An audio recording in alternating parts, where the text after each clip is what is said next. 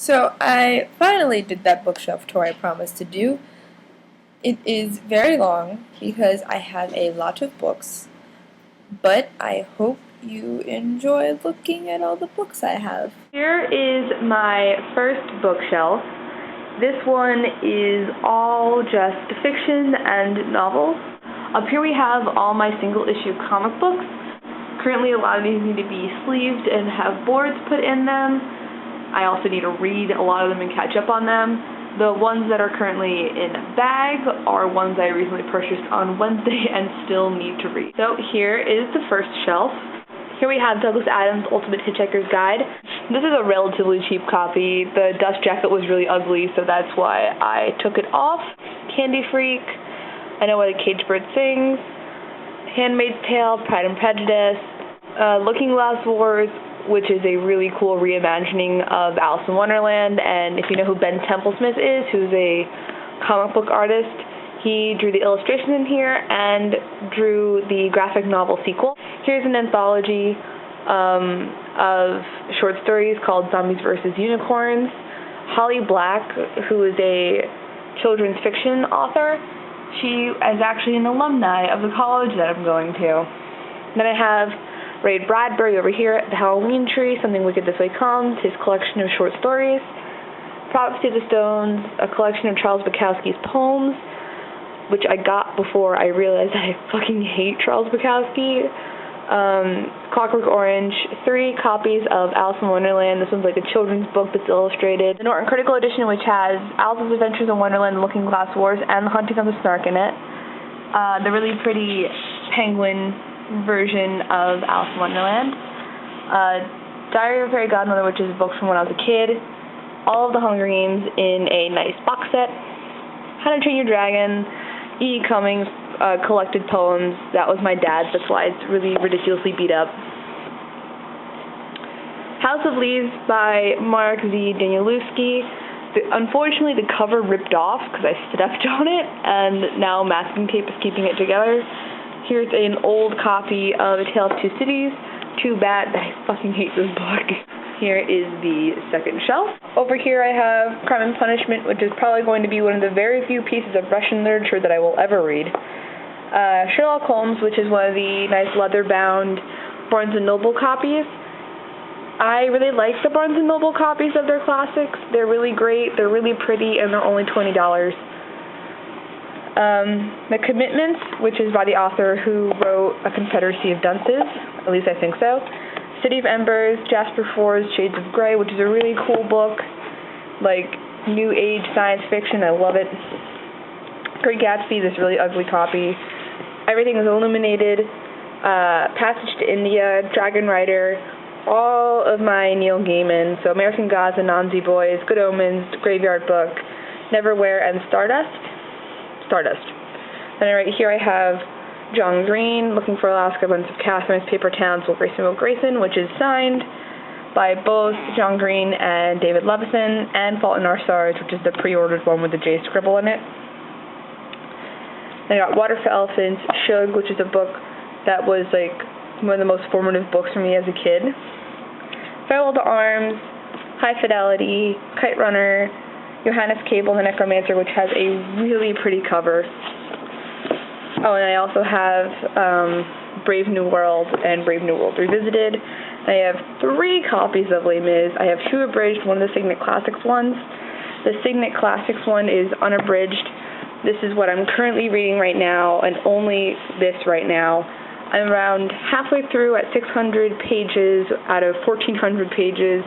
I just started Marius's volume, finished up book 1 of that volume, and now I just started on the second book of it, The Grand Bourgeois. This is a really awful abridged version.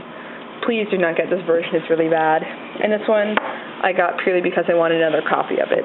Then we got this shelf right here. I got Kafka's Metamorphosis, Girl Interrupted, 2 Chuck Klosterman essay collections, The Girl with the Dragon Tattoo, Inherit the Wind, all of the Chronicles of Narnia, Game of Thrones, but unfortunately it's the ugly HBO cover one. I really want to get the pretty actual cover before I start reading it. A Mango-Shaped Space, Atonement, Night Circus, 1984, which is this really cool cover.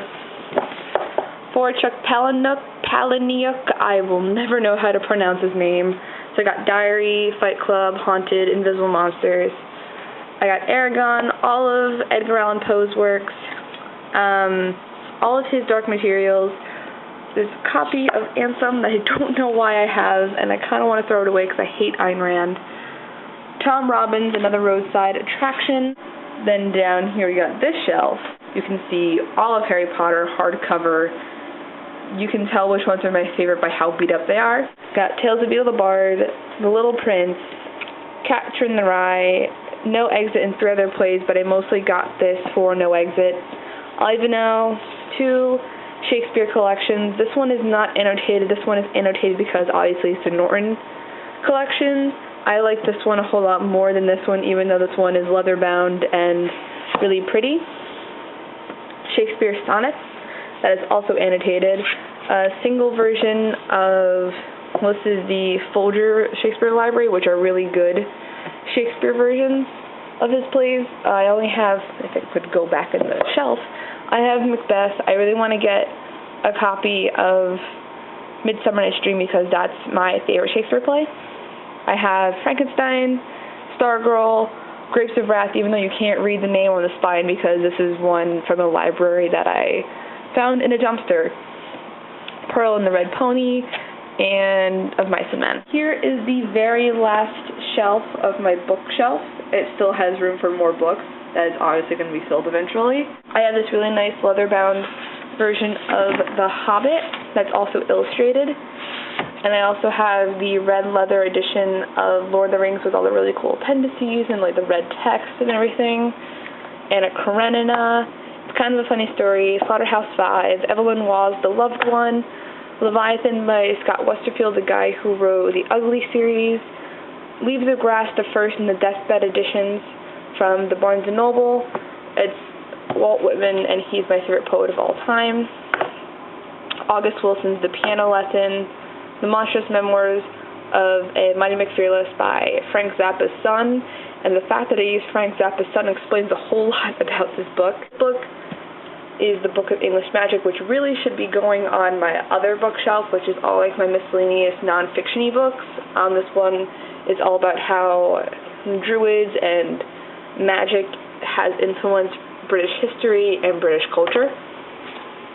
And that's it for this shelf. We have this shelf over here, which is all like my miscellaneous non-fiction books. Over on this first shelf here is mostly anthologies and history books.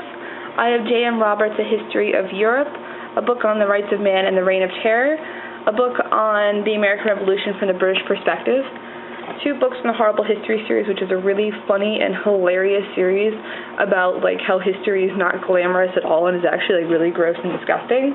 I have 2 of them, The Rotten Romans and the Gorgons and the Vile Victorians.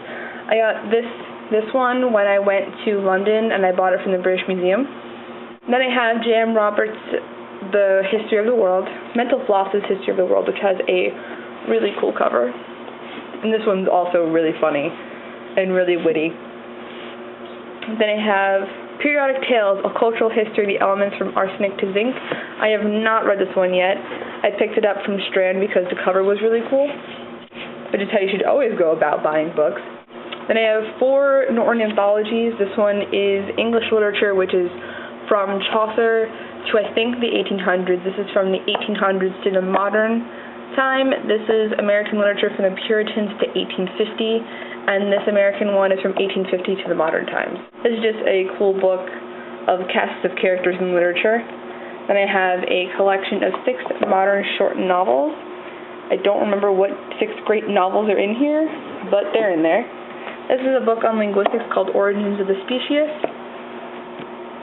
This is a book called Harry Potter's Bookshelf, which is all about the books that kind of influenced Harry Potter. And this is a book on how to speak German that I never used to speak German.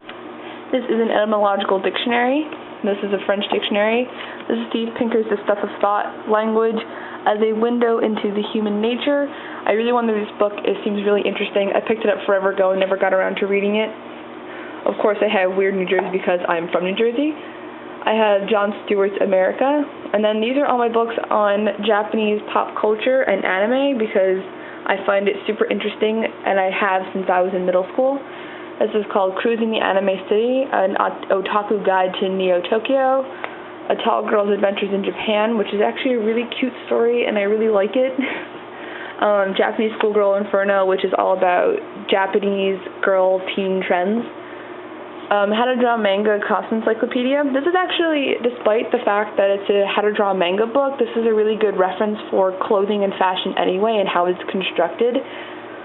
Kanji Pictographics, which is a really cool kind of dictionary that provides you with visual methods to remember what the kanji stand for. An Encyclopedia of Japanese Pop Culture, and then Japan Edge, The Insider's Guide to Japanese Pop Subculture. This is a really interesting book that I highly recommend even if you're not into Japanese pop culture or anything. It's called Japan America, How Japanese Pop Culture Has Invaded the United States. It's really, really, really interesting. 4 books on paganism and Wicca. This book right here is my very first introduction to Wicca, and it kind of like completely changed my life. It's called Where to Park Your Broomstick. These 2 books are on emo and pop punk culture. These 2 books are called Revolution on Canvas. They're 2 collections of poetry by lyricists and musicians in the indie/pop punk music scene. Most of the poetry is really bad, not gonna lie. This book is called Barefoot in Babylon. It's all about the creation of Woodstock. A biography on Karl Marx, and George Takei's autobiography that's actually signed. Were the annotated Sandman, the first 2 volumes. I think there's 5 volumes of it. My boyfriend got me them as a anniversary/birthday present, and I still can't get over the fact that I have them now. And then I have the first 2 trade paperbacks of Sandman, Preludes and Nocturnes, and The Doll's House. Volumes of Marvel's Civil War, The Frontline. Young Avengers Presents, which is not actually the main plot line of Young Avengers, but rather like cute little shorts in it. Obviously, Watchmen, which I think everyone should read regardless of the fact that they're a comic book fan or not. This is actually not mine, this is my boyfriend's. It's all of Avengers vs. X-Men in trade paperback form. And then I have the first volume of Hannah Is Not a Boy's Name that's actually signed by Tessa Stone. And then over here I have books on Walt Disney and Disney World and Disney in general. These 3 books right here are on Japanese fashion. This one's called Style Deficit Disorder, The Tokyo Lookbook, and Fruits. This is Alexander McQueen's Savage Beauty, which is the exhibition book from the Metropolitan Museum's exhibit on him. Here's a photography textbook that my brother used in college that he didn't want anymore, and since I'm a photographer, my brother just kind of gave it to me. Here's a book called The Changing Face of Portrait Photography, which I got at the American Museum in Washington, D.C. Here is the Tim Burton exhibition paperback book from the Tim Burton exhibition at MoMA. Here is Annie Leibovitz's most recent book, Pilgrimage. Here's a book that just came with my Diana F+. And here's another Annie Leibovitz's book, which is A Photographer's Life, 1990 to 2005. This is one of my graduation presents that I'm really excited about. My mom's boyfriend bought me all of the Marvel art books. So I have The Art of Iron Man, The Art of Iron Man 2, The Art of Thor, and The Art of Captain America. Here are Victrola records I have of Gilbert and Sullivan's The Mikado. And there you have it. There is all my books. How fun.